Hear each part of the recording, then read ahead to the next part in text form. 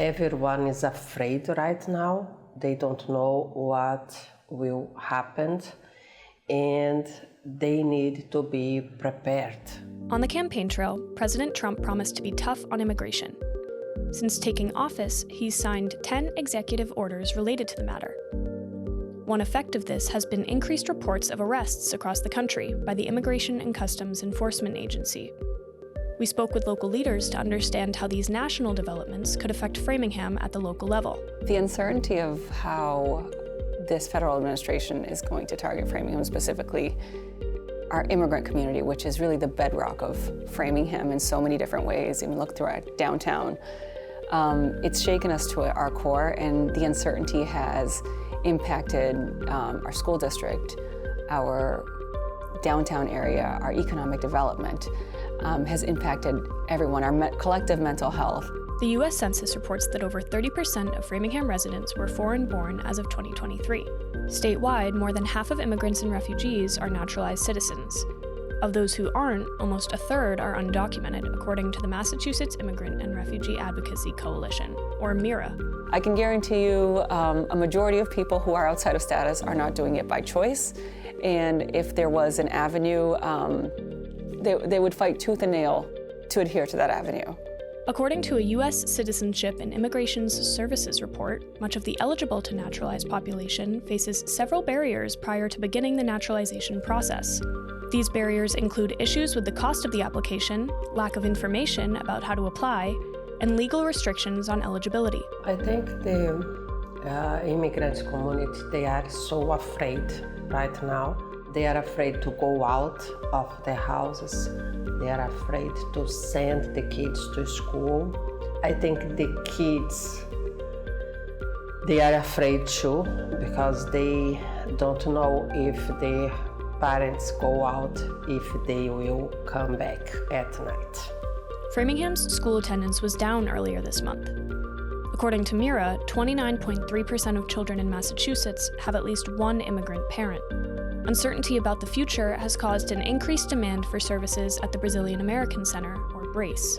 BRACE helps members of the immigrant community obtain healthcare, education, legal support, documentation, and more. We have seen maybe 4 times more work, paperwork right now than before December. In December, we used to do 4 Brazilian birth certificates a week.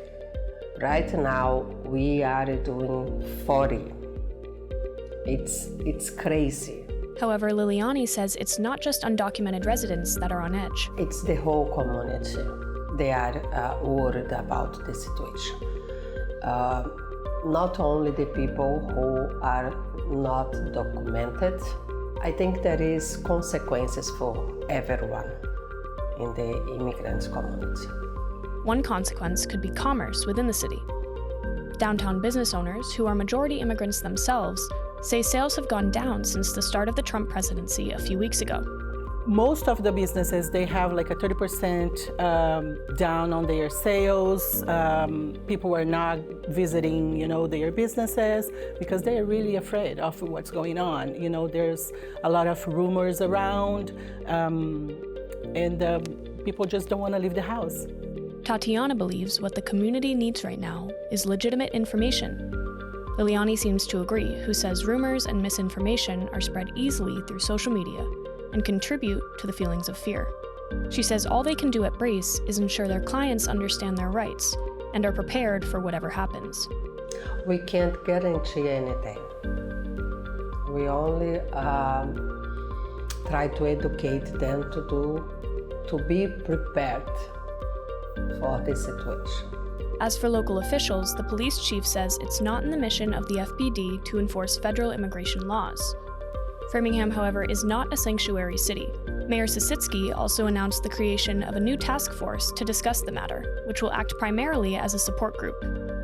Ultimately, if ICE does increase their presence in the city, local government officials and organizations like BRACE cannot interfere with their operations. What Framingham's immigrant community is experiencing right now hits particularly close to home for State Representative Sousa. You can't forget that you're an immigrant at any moment, especially in a time like this. It's not my constituents at that point, it's my people. It's my parents. It's the children of the schools.